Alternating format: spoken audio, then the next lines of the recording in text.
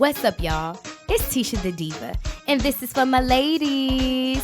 This is my podcast where amazing things happen and we get to talk, discuss, and celebrate real women of color. This is for my ladies is just for you. This podcast is a place where I get to highlight not only my life dreams and goals, but yours too. I believe I was called to create a platform for myself to express not only my thoughts, but those of other women that's unfiltered and untamed. I plan to talk and discuss topics that interest me and other women. I want my audience to be engaged and aware, so any topics, email them to me at tishadediva@gmail.com. What's up, y'all? Y'all already know what time it is. This is for my ladies. Welcome back to Season 4, Episode 62 of This is for my ladies. I am your host, Tisha the Diva. You all, first of all, can we just start by saying I am so sick of hearing about the coronavirus. So this episode today is titled, Pass Me a Corona, Hold the Virus. It's probably so cheesy, but that's how I'm feeling right now. And a bitch don't even drink beer, but I feel like I probably start. But anyway, you as you all know, everything is canceled. Everything. The NBA is canceled indefinitely, and we already know indefinitely means not forever, but for a period of time until whenever they decide to come back. So there's no sports playing, school is canceled, jobs are closing, and a lot of people know that I am in the service industry. So even at work today at one of my jobs, we pretty much removed every single thing, like all condiments from off the tables. Everything is per request only. It's a mess. Like even when you walk into the restaurant, where I was at today, it looked like we were shutting down, like we were closing. It's a mess, you all. I just don't understand, what's going on. And it's giving me a headache every time I think about it. Every time I hear people even talk about it, I'm just instantly annoyed. Like, I'm over it. I don't want to hear about it. I'm sick of talking about it. Like, a motherfucker can't even cough or sneeze. Like, a person can't even have allergies without a person thinking, oh, snap, corona. Like, I sneezed at work and everybody jumped and the girl went and got the Lysol. I said, oh, bitch, I know the fuck you not. I was like, I know y'all gonna let me do what my body naturally fucking does when some fucking lint fly up my goddamn shit. Damn. But anyway, I'm so over it. I guess some of the great things that is going on, I guess the Federal Reserve or whatever has decided to drop, anything with interest rates to 0.25 something or whatever. So interest rates are really low. So those who do have like student loans or mortgage loans and all that stuff or whatever, you're able to pay directly on the principal balance versus, paying any interest. So that's a great thing. Now, I did come across an article in the New York Times about how people are, they are, I can't even think of what the fuck they had said, but fear shopping. Shopping out of fear that, we're going to go into quarantine and we won't be able to leave our houses or come out of our houses and all that stuff. So out of all things to purchase, which I get it and I understand, is toilet paper. Toilet paper has been the first thing to sell out, and toilet paper has been sold out for almost 2 weeks now. I don't understand. Just the whole idea of fucking toilet paper being sold out across fucking America. I think I have went to maybe like a total of 4 stores, and I wasn't looking for toilet paper. I was just out with my mom, which me and my mom had spent some time together on Saturday. The fucking millennial tour was canceled. And I took off of work. I was so mad because I don't just take off of work for no reason. Everybody knows me, know I'm at work. If I'm not working, I just feel I don't like having idle time. I feel like, I'm not getting closer to my dreams and my goals anytime I have idle time where I feel like I'm not doing anything. So I was sad and mad because I'm like, I could have went to work and made some money, but I didn't took the fuck off for this goddamn millennial tour that was canceled. Oh my goodness. Oh, something in the water is canceled. Like, what is going on right now? It's a mess right now. The world is a complete and utter mess right now. But anyway, so fear shopping. Me and my mom, we went to like a total of 3 stores, and I had went to like maybe I say since this stuff been happening, maybe like a total of maybe about 6 or 7 store visits. I know I first started off at like 3 or 4, now it's at 6, 7. But when I just think about it, and the toilet paper has been sold out, and I'm like, out of all things, toilet paper, like just wash your fucking stinky ass, like. Just wash up, take a shower, get some soap, and wash your dirty butt. But anyway, I also have read also it was another article, New York Times, how people out of fear shopping, how these 2 gentlemen in Tennessee and other places as well went and brought over 17,000 bottles like of hand sanitizer and have been selling it, some hand sanitizers as cheap as $1, and they've been selling hand sanitizer between $40 and $80 online. So what Amazon and eBay and a lot of online sellers where people can have accounts where they can sell stuff, they said that they're suspending their accounts, and that they probably take legal matters into doing that because you're price gouging, and then you're price gouging at a period where there is a pandemic with the coronavirus, and pandemic is, it means widespread. So based off of people's fear, people are legit selling hand sanitizer for $80. I wish I would buy some fucking hand sanitizer for $80 when I could find a fucking bathroom and go wash my goddamn hands. Like, what the fuck is going on, people? Like, it's nothing to get a bottle of water, and I keep like waters and bottle cases in my car and all that stuff or whatever, especially like when it's cold or even in the summertime. I know the water be hot as hell, but I can always find like some ice and all that stuff or whatever for my water, but I usually keep water in my car. But simple enough, you going to buying a case of water and rinsing your goddamn hands with the water. Like, come on, people, stop being fucking stupid. God damn, people are being so fucking dumb. This coronavirus is fucking up y'all goddamn minds. Anyway, and I keep telling y'all that I don't want to keep coming like I'm angry or mad or upset and all that stuff or whatever. But you know what? I'm upset about this fucking coronavirus shit because it's affecting everything. Like as I said, in the beginning, I work in the service industry, and a lot of restaurants across America are, closing the dine-in area. So a lot of things are going to be, delivery, takeout, or drive-through, depending on, the food restaurant or whatever. And I was like, I'll definitely do not mind doing some food delivery, okay? Because I gotta make my money. I gotta make my coins. Like, nothing is gonna stop me from getting out here and making my money. That's just not what the fuck is. I'm not, no.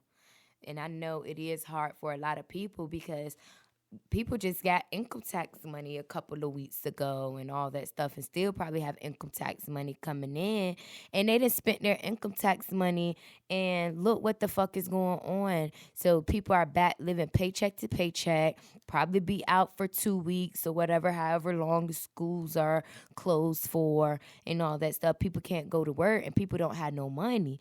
Like, this is insane. This is so insane to me. I just, for the life of me, I'm trying to understand what's going on. Why is it happening? Why is the government doing this? Why is the media doing this? Why is the media going crazy with this thing, with this virus, and putting fear in people? But, as a media major, I understand that the media does, they control a narrative. So the media controls how they want Americans to feel. We want them to be mad, angry, upset, scared, fearful. They have a way of doing that. And they are doing that with this coronavirus thing. Like, again, you can't even fucking sneeze or cough without somebody grabbing a fucking bottle of Lysol and want to spray your ass the fuck down. I'm like, get the fuck out my face before I slap the shit out of you. Like, for real, for real. Don't play with me. Like, don't play with me. But anyway, it's not much going on in the fucking world right now besides coronavirus. I wish there was, great things to talk about and all that stuff or whatever, but I feel like it has plagued the minds of people all over the world, that's the main thing that people are focused on. And I know, as for me in my house, I just been making sure that I stay the course. I've been making sure that I continue to save my money for my 3 trips that I have coming up this year. I make sure that I continue to make sure that I'm saving, that I'm still paying my bills. And, a great thing that I have been doing, because just last year I wasn't in this position. I wasn't in this place. I was robbing Peter to pay Paul. But again, wanting to have better of a better relationship with money, I have making sure, and then being a server where I'm constantly always having money. I'm literally legit every day that I work, I put $20 to each of my trips. I put, I make sure I pay myself my 10% and all that stuff, because I made sure that I showed up. I made sure that I was healthy to go to work. So I actually do, and I have started paying myself, 10% of my earnings, because I worked for it. I earned that. So that's been working out pretty well. Um, I always make sure that I put maybe $50 to $100 towards my bills, and then just a general saving or whatever. And then, money aside, for my podcast, just for my expenses that I do have or whatever. And it's been working out really, really great. I use the envelope system. I know a lot of people keep their money, in the bank and all of that stuff or whatever. And some people are really, really great with budgeting their money out. But I have to see my paper. I have to count my paper. Like, I have to count my money. I have to, because again, I control it and I know where it's going. I know what it's being spent on. Whereas it's not accessible on a card, and I'm swiping, and then next thing you know, there's an overdraft, and then there's a $35 overdraft fee. And I was thinking about this fucking $35 overdraft fee. Bitch, that's my motherfucking money that I put in my goddamn bank. That's my money. And I have to make sure that I pay the balance back so that it's no longer overdraft. And you trying to charge me fucking $35 for my money? I'm waving that shit every fucking time. Ain't no fucking one-time courtesy, nothing. Bitch, give me my money back. Give me my fucking $35 back. I'm not paying that shit. But luckily, I have an account with like Bank of America, so I'm not like really charged that or nothing and all that stuff or whatever. Thank God. But if I was, I would be calling, getting that fucking disputed. But yeah, so, I use the envelope method where, I write down, what expense is this for? This is my travel money. This is my, my car note, car insurance, bill money, and all that stuff or whatever. So I know each month how much I should have in that envelope, and then plus the other ones, they're growing because again I'm saving for trips or just saving and all that stuff. So those ones just continue to grow. Um, and it's been working out great for me. It's been working out great for me. And just by getting that money mentality, that money mindset, I have been able to pay my car insurance and car note 2 months in advance. I don't know if I told you about the story about how I had paid, like, it was on January 1st. It was on the new year of 2020. And I had paid like $415 on my car note, and I wasn't aware of, like, if you pay too much or before a certain time that it goes to your principal balance. So when after I paid the 415, and here I am paying, ready to drop another $300 towards my car note, it's like, oh, your bill, $328.97, is due February 4th, 2020. I'm like, what? Oh, fucking no. I call Capital One. I get on the phone. I called 3 times because the first time the lady had me on hold. The lady had me on hold, and the phone hung up. The second time, I can't remember what happened the second time, but when I tell you I was so pissed by that second time, and that third time it was resolved. Like the third time it was definitely resolved. But yeah, that person had hung up too on the second call. So the third time it got resolved. But anyway, um I was livid about that. I was like, I do not want it to go to no principal balance, yada, yada, yada. Fuck that. No, I need to, because I'm budgeting my money and y'all still saying that I still got a payment due, and I won't having it. I was not having it. But anyway, so yeah, thank God for that. Thank God for, people, having jobs to make sure that they're able to pay their bills and make sure they're able to save. So thank God for jobs. Thank God for even those who go out and create jobs for themselves, and, those who don't, um, you know, punch in for anybody.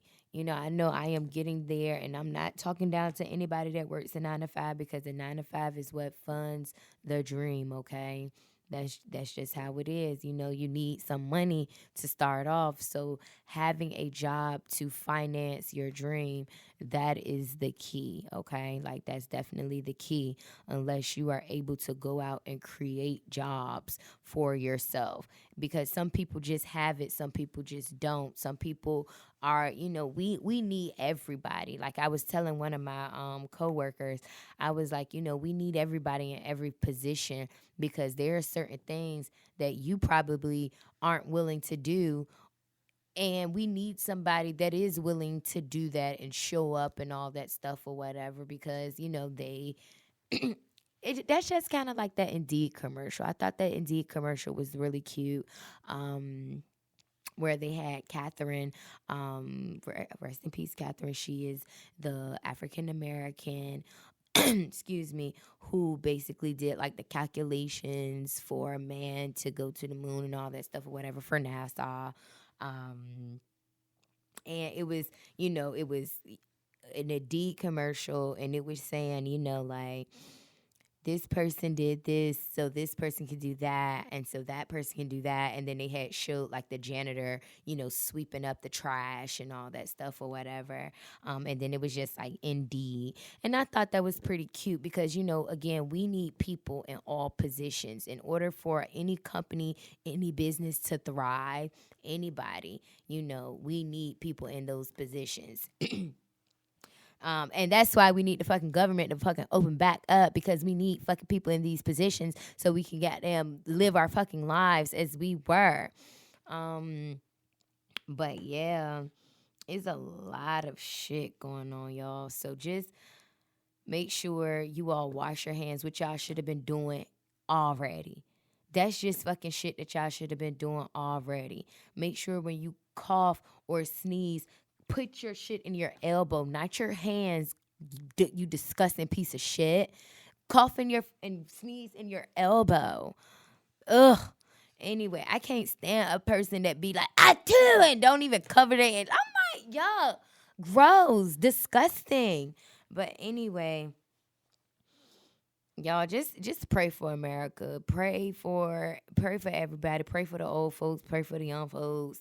Just pray, but just make sure you continue to live your life. You know how they say, faith without works is dead. You can pray all you want to, but if you're still not going out there getting to it, and the prayer just don't work. You gotta activate it. You gotta activate the prayer by putting a little action behind it. So activating the prayer by putting a little action behind it. That's washing your hands, making sure you stay home if you're sick, making sure that you keep your kids home if they're sick. Don't send them to the fucking daycare. Like, we get it, we understand, you got to go to work and all that stuff. But don't nobody want to deal with your sick ass fucking child. You contaminating and making other people kids sick. That's disgusting. That's disgusting. You are a disgusting and evil person if you do that. That is not your child care's job to take care of a sick fucking child. They gonna take care of healthy fucking kids. Not be worried about a fucking snot nose, fever having ass toddler running around. But anyway, I ain't mad. I'm just annoyed. I ain't mad. I'm just fucking annoyed. I'm just annoyed with things that we should have been doing. Things that, like, just common sense. I'm just annoyed. I'm just over it, you all. I'm just over it. And because I am over it, I will not be before you long. And this podcast today is fucking over. Like, I'm just I'm just done. Like, I don't want to talk about the coronavirus no more. I just want to continue to make sure you all to elevate yourselves, be the best that you can be. Make sure that you are reading, make sure you're drinking your water, make sure you all are just investing in yourselves, investing in your dreams. Make sure that you're writing your goals down and crossing them out. Make sure you're doing follow-up. Speaking of a follow-up, you all, I have a meeting with my first motivated seller tomorrow. I am extremely excited about it. So if all goes well, I will have completed my first wholesale double closing of a house. And I mean, I'm excited because, for the past couple of months, that's just what I have been educating myself on. And that's why I've been building rapport and building relationships, with other people, with investors and all that stuff. I have logged over 100 properties, and this app that locates the homeowners and all that stuff or whatever, and it's great. I love it. I'm super excited. I am super stoked. I am, very hungry. Like, I am very, very hungry and very, very motivated. And I still feel on fire. And that's what the coronavirus is not going to take away from me. It's just this fire that's continuing to burn inside of me, and for me to be continuously motivated. So, if all goes well, you all, I'm just, yeah, life is good. Life is good. So I'm excited for it. But at any rate, you all, Desire Dance tonight is going down. It's going to be Usher, Can You Handle It? It's going to be chair dance, slow and sexy. I know my girl Jess is going to give it to you. So make sure you all send your $12 via Cash App if you know you're coming. If you are sick, if you have a slight little, stay home. Please. Stay home. Don't nobody want your germs. Don't nobody want to get sick. People still have to go out here and go to work and all that stuff. Don't nobody have time to be isolated. Like, I'm over it. I don't want to talk about coronavirus anymore. So next week, let's just hope that everything goes well with this closing, with this, this meeting and all that stuff or whatever. I get this house under contract. so that I can do my thing out here. And then next week I'll have better news and I don't have to talk about this coronavirus anymore. I just hope that this is just something that's so brief. I really hope that this is something that's brief and that will pass because I can't fucking believe they canceled something in the water till next year. But, that gives, just us a little bit more time to prepare. Those of y'all who didn't get your tickets, who always want to fucking wait till the last minute and all that stuff, that just give you a little bit of time to get your shit together, okay? For those people who was hating and mad that all of this stuff is canceled, who cares? Like, we still going, and you probably still won't go next year, hating assholes. But anyway, yeah, y'all. So make sure you all listen to This Is For My Ladies streaming on 11 live podcast platforms. Make sure you all subscribe, share, tell your girlfriends about it. Get into it. At this point, I have 61 other episodes that you're able to listen to. Find your one. Find the one that you really like. Yeah, and let me know what you think. And if you want to be a guest on This Is For My Ladies, make sure you email me at tishthediva@gmail.com. All right, so This Is For My Ladies. This is your host, Tisha the Diva, and I am